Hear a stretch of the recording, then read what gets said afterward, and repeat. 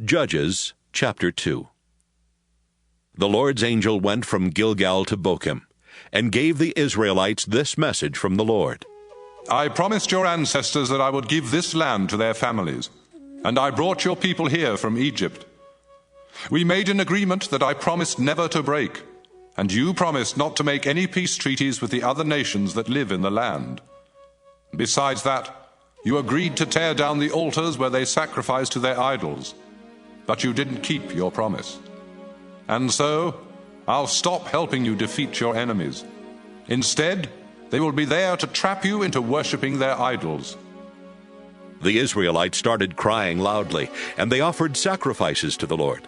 From then on, they called that place Crying.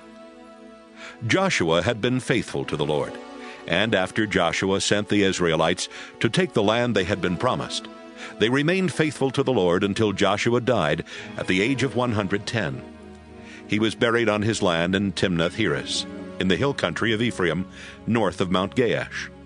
Even though Joshua was gone, the Israelites were faithful to the Lord during the lifetime of those men who had been leaders with Joshua, and who had seen the wonderful things the Lord had done for Israel. After a while, the people of Joshua's generation died, and the next generation did not know the Lord or any of the things he had done for Israel. The Lord had brought their ancestors out of Egypt, and they had worshipped him. But now the Israelites stopped worshiping the Lord, and worshipped the idols of Baal and Astarte, as well as the idols of other gods from nearby nations. The Lord was so angry at the Israelites that he let other nations raid Israel and steal their crops and other possessions.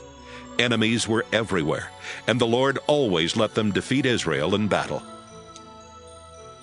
The Lord had warned Israel he would do this, and now the Israelites were miserable. From time to time, the Lord would choose special leaders known as judges.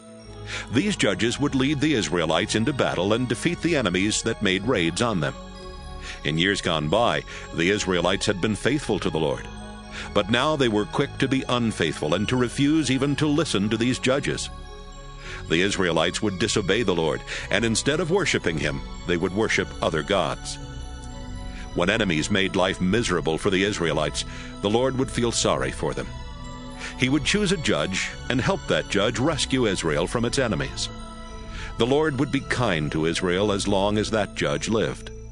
But afterwards, the Israelites would become even more sinful than their ancestors had been. The Israelites were stubborn. They simply would not stop worshiping other gods or following the teachings of other religions. The Lord was angry with Israel and said, "The Israelites have broken the agreement I made with their ancestors. They won't obey me, so I'll stop helping them defeat their enemies." Israel still had a lot of enemies when Joshua died, and I'm going to let those enemies stay.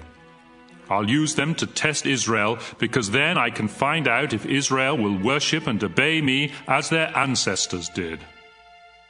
That's why the Lord had not let Joshua get rid of all those enemy nations right away.